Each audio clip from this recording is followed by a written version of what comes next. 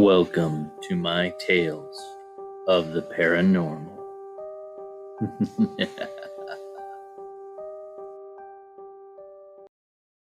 Hey there, folks. Leprechaun back with some more spooky stories.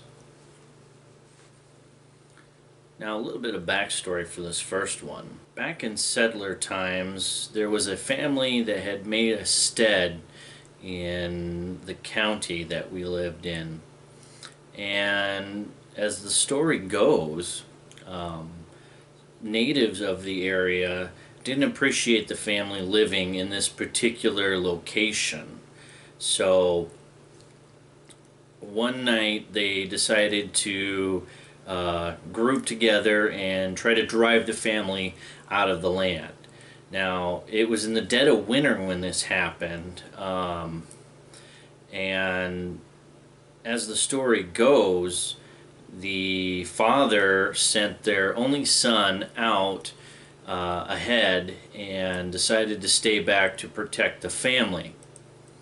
Now, I don't recall whether the story says that the father survived or died during this, but as the story goes, the young boy went out into the woods, and the first hiding spot he came across was a log that was hollowed out enough for him to crawl in. And so he did, and he hid there waiting for his father to come get him. But his father never came, and he eventually died in that log. He was buried in the area, and a headstone erected for him, and to this day there's still a grave spot there with a headstone. Now, somehow a legend formed out of this that if you lay down on the grave, then his ghost will come back and follow you, thinking that his father had returned. Now, a group of us were out doing our own little ghost adventuring, trying to see if we could find some ghosts that night. And one of our stops was this grave where we decided to check it out and see if we found any spirits out there. When the legend was told to us about the boy rising up if you lay on his grave to follow you, a couple of us didn't believe the tale. So we, of course, laughed about it and made jokes.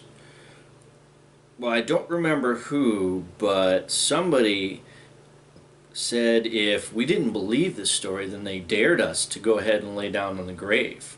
Now, I personally, even though I didn't believe this legend, didn't feel like it was appropriate to lay down on somebody's grave. I felt like that was disrespectful. So I didn't really want to do it, but I also didn't want to seem like I was chicken or have anybody believe that I was all talk. Fortunately, though, another kid in the group decided he'd do it and stepped up right away. He laid down on the grave, and we sat around for a little bit waiting for something to happen. Of course, nothing really did, so we decided to get up and move along with our night.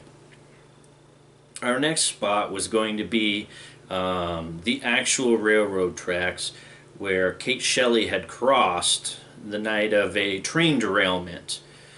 For you, those of you who aren't familiar with that story, the one night during settler times, again, a train carrying passengers had gone off a bridge that had been washed out during a storm. And Kate Shelley, living in the area, witnessed this event and walked along the tracks to the nearest station to alert them so that they could go out and help and rescue the survivors of the accident. Now, the story they tell you in grade school, if you grow up in this area, is that Kate Shelley braved the storm, walked miles along the railroad tracks, and saved the day, and everybody lived happily ever after, etc. I don't want to get too much into this story as it is going to take away from the particular story I'm actually telling, but suffice to say that's not quite what happened. And some people did die as a result of that accident, so the legend was her ghost still walks the tracks trying to rescue everybody. And you can see a spirit in the woods carrying a lantern. So that was going to be our next stop for the night. Head out to the Kate Shelley railroad tracks and try to find her ghost. We packed up, got in the vehicle, and started to head to that location. But along the way, a couple of us kept getting kind of an eerie feeling, and we didn't know why. We kept getting cold sensations as well, but they would pass pretty quickly, and not everybody in the group was experiencing this. So we just kind of shrugged it off. It was kind of a cooler night anyway. We got up to the spot where we were going to trek into the woods and began walking through the woods. Now we kept noticing as we were walking, we could hear an extra set of footsteps. At first, I didn't quite realize it. It was initially one of the people in the back of the group who pointed it out. So we kind of took turns stopping and walking to rule out each other's footsteps. For a little bit, it was kind of difficult to make out that there was in fact an extra set of footsteps, but the closer we got to our destination, we were beginning to realize there was indeed an extra set of footsteps. We kept looking behind us, but nobody was following us. At least, not that we could see. We pretty much shrugged it off. There was a lot of overgrowth in the, or not overgrowth, undergrowth in this particular timber that we were trekking through. So we needed to pay real attention to what was in front of us more than behind us, so we didn't trip and fall or walk into thorns or something of that nature, until we finally got to the railroad tracks that supposedly Kate Shelley is seen walking along. We waited out there a while and weren't seeing Kate Shelley's ghost, but the kid that had laid on the grave, for the sake of this story, we'll just call him Joe. Joe indicated that he was starting to hear a sort of whisper sound.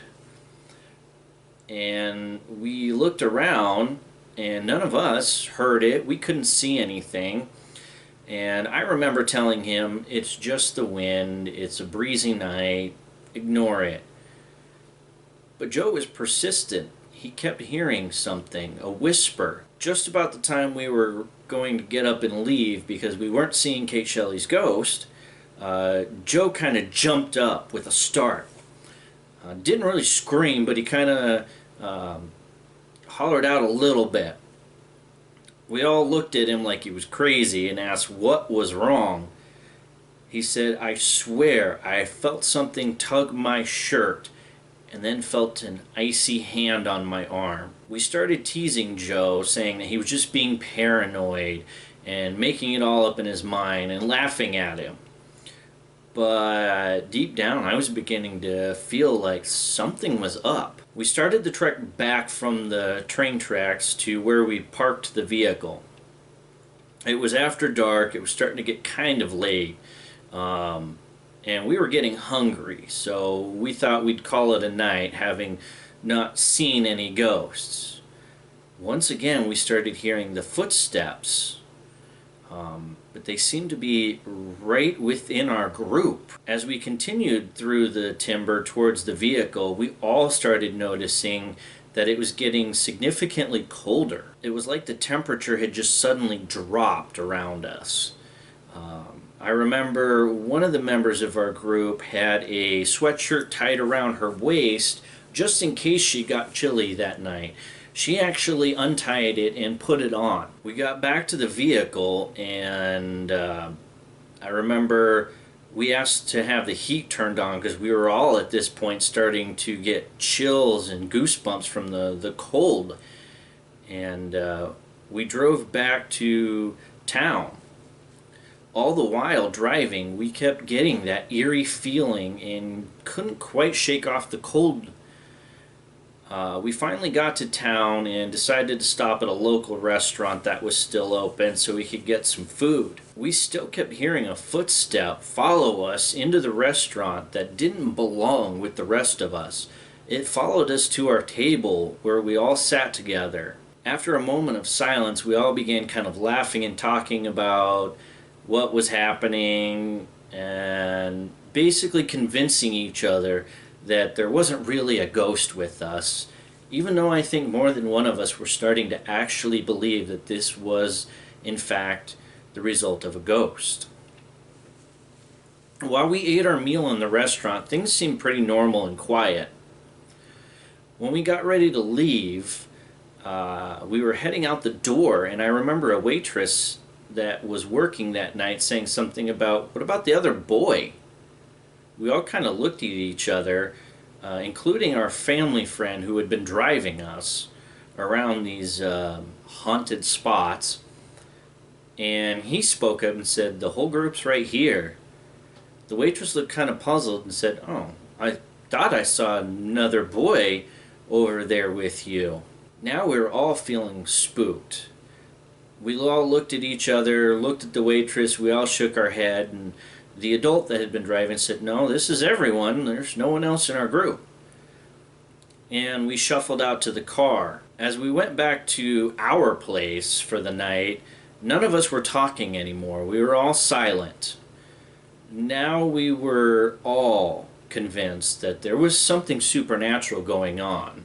That when our friend Joe had laid on the grave, that it, in fact, the legend had been true and the spirit of the boy had rose up and was now following us. This made me particularly kind of nervous. I didn't want this thing following me back to my home where I lived and slept. I was concerned that it would become attached to me maybe. We got back home, we went inside, and we all sat down in the living room and began to talk about what we were experiencing. We started hearing the whispers again. This time all of us were hearing the whispers. It was almost like, less like a whisper, more like if somebody's trying to talk to you from a great distance through a fog. It sounded like a very soft, low, muffled child's voice. That night, our family friend, who also happened to be a very spiritual person, performed a prayer blessing over all of us. After which, we never witnessed anything again. No more cold spots, no hands, no whispers. Although sometime later I did talk to Joe about it, and he said he does occasionally still get cold feelings once in a great while, and gets the sensation that he's being watched or followed. But it never lasts long, and nothing else has happened, so he easily forgets about it after it does.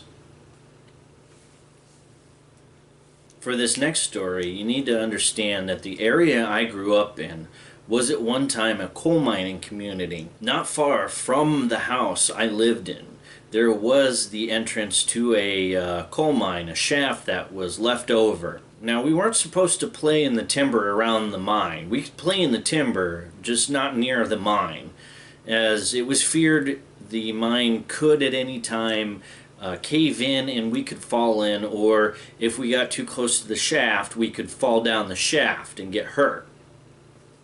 In fact, there were stories of kids that played in the timber having fallen down that shaft and died. I remember one particular night we were out playing in the woods, not night, more evening, but night was getting on.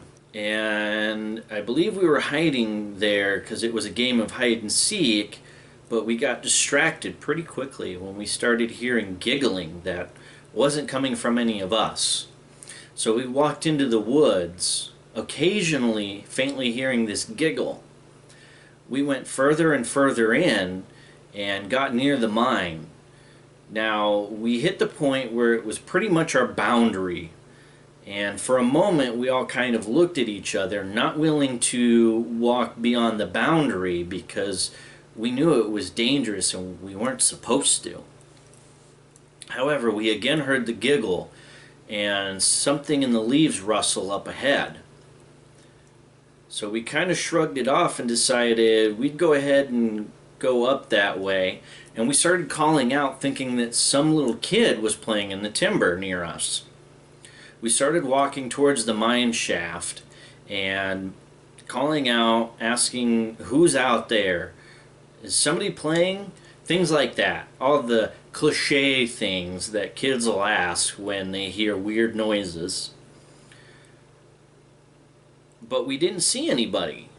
There was no signs of anyone actually having been in that area. And seeing as how it was getting dark, we thought it was probably best we just go back home and call it a night. We turned around and started to walk out of the timber, well, walking towards where we had come from, when we again heard the giggle right behind us. We turned and looked over our shoulders at the mine shaft and scanned the area around it visually, but didn't see anyone. We were starting to get spooked, but didn't have anything to go on, so we turned around again and started walking a little quicker away from the mine shaft. All of a sudden we heard the giggle and some rustling of leaves behind us. Now at this point, the hairs on the backs of our necks all just stood up, and we each got a very eerie feeling. We all turned around and looked towards the mine shaft and saw what looked to be a boy standing there. His face seemed to be kind of caved in around this area, and there was blood all over. His neck also seemed to be crooked, almost twisted, and he had a weird sort of grin on his face. We stood in disbelief for a brief moment, and then he seemed to just lunge forward a couple feet towards us. Not really stepped or ran. It was actually more like he just moved a couple feet in the blink of an eye. Freaked us out pretty bad, so we turned and with full speed did what you're not supposed to do when you're in the woods, and we ran. Somehow we managed to actually get through the timber and back to our yard without tripping over anything. We ran inside and told our family friend who was sitting at the table about the incident. He kind of laughed and said, "Yeah, there's spirits out there." He then told us that a boy had fallen into that mine shaft and died. That some kids had been playing out there, and he apparently had been dared to lean over the shaft. And as he did, the board he was leaning on snapped and he fell. As it was discovered after the kids ran and found an adult to tell, he had died instantly. The impact had crushed his skull and broke his neck. It was undoubtedly that same child that we had seen out in the woods that night. We never again played near that mine shaft. Now, as a kid growing up in a rural community, one of our favorite things to do was to go to the nearby river. We would frequently ride our bikes or even just walk. It was a bit of a lengthy walk, but it was fun and we enjoyed it.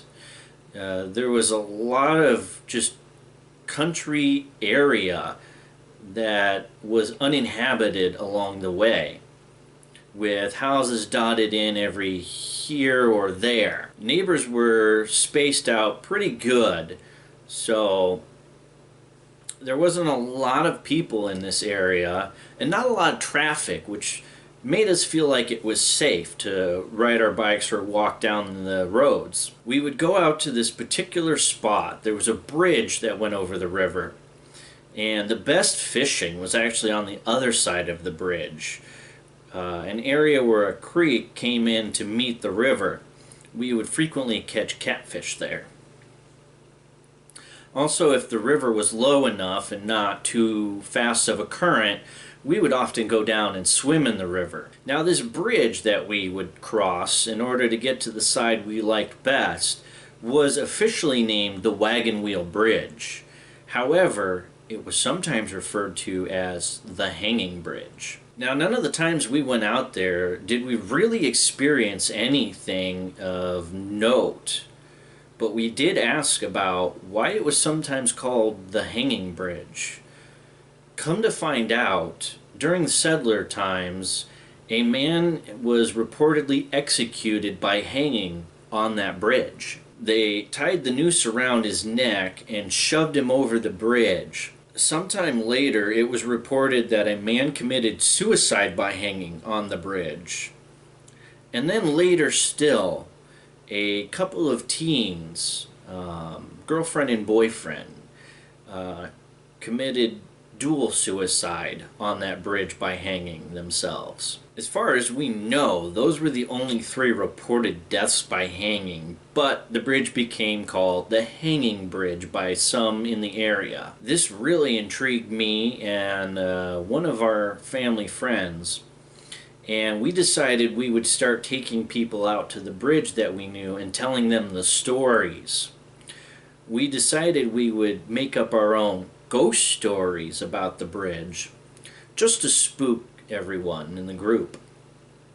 So one night we had a bunch of kids all together at my house, a bunch of my friends, a couple cousins. I think there was 1 or 2 we didn't particularly know, but their family was somehow friends with someone in our family. I don't know.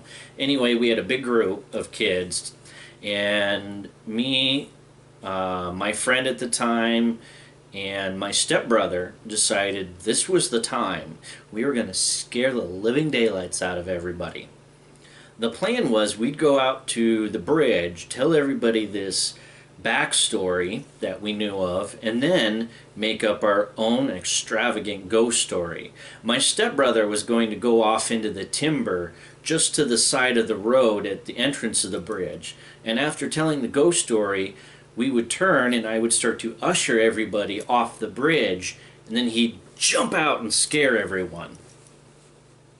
Seemed like a pretty foolproof plan. We got out to the bridge, everybody got on the bridge, and I checked behind me and saw my stepbrother very carefully ducking into the timber off the side of the road, just as we had planned it out. Everything was going to be perfect. But before I could actually tell the story, somebody said they heard something. Sounded like footsteps on the bridge. We all hushed and listened. Sure enough, we were hearing what sounded like footsteps. You could clearly hear the thumps of a heel-to-toe motion of a boot. Then it just stopped, and for a moment there was silence. I thought, well, this is the perfect opportunity now to tell the story, so I opened my mouth to speak, but then we heard what sounded like kind of a creaking noise. The best way to describe it is if you put something heavy at the end of a rope and made it start swinging, the creaking would be the sound of the rope where it's tied kind of rubbing against itself, and that kind of freaked us out. I hadn't even told anybody that this was the Hanging Bridge yet. I didn't even get to tell the story. I looked back at my stepbrother, the area where I knew he was hiding, thinking maybe he'd walked out and was trying to play a trick on me instead. But as I looked in his direction, I saw him peeking out from behind a tree, and then I saw him kind of raise up a hand like, what's going on? He was waiting for me to tell the story and shoo everyone back off the bridge so he could scare us. Right that moment, somebody felt a hand on their shoulder. I don't quite remember who it was, just someone screamed, then the whole group screamed. And then one of the other kids reached up and grabbed his throat, area, kind of like pawing at it. And it sounded like he was choking. This made my stepbrother come running out of the woods a little early. We were concerned for this kid's safety and well-being, not understanding what exactly was going on. We grabbed him and pulled him off the bridge and started heading back to our house. When we got a few steps, though, from the bridge and on the road, he kind of just like he caught his breath finally. We asked what the heck happened. He said he didn't know. It felt like something was choking him.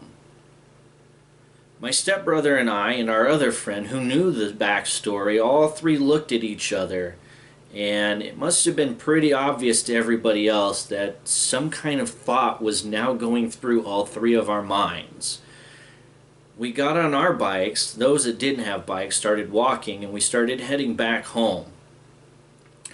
The silence was broken when one of the kids asked, "So, what was that?" My stepbrother, myself, and our other friend took turns looking at each other, and finally my stepbrother and I said, "We'll explain when we get back home." We got back home, and we all huddled up in the living room, and that's when I decided to tell everybody the story. A couple of the kids told their parents about what had happened, but all of the adults that heard about this just laughed it off and said that we were just being silly kids and had scared ourselves into imagining things were happening. Didn't matter that I hadn't even told the story yet.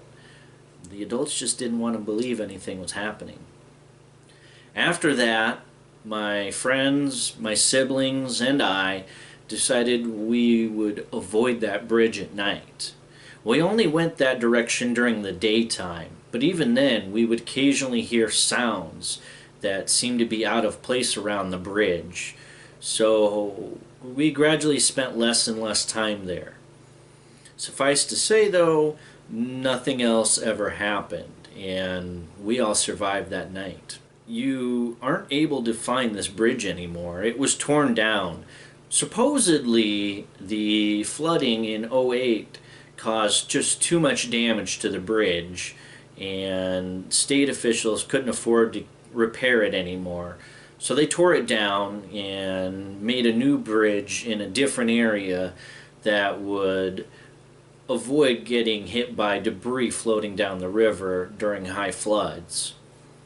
I don't know if that's really the case. That seems kind of unlikely because the bridge itself was actually in pretty good condition. And, well, if you can afford to build a new bridge, why can't you afford to repair the existing one? But who am I to say?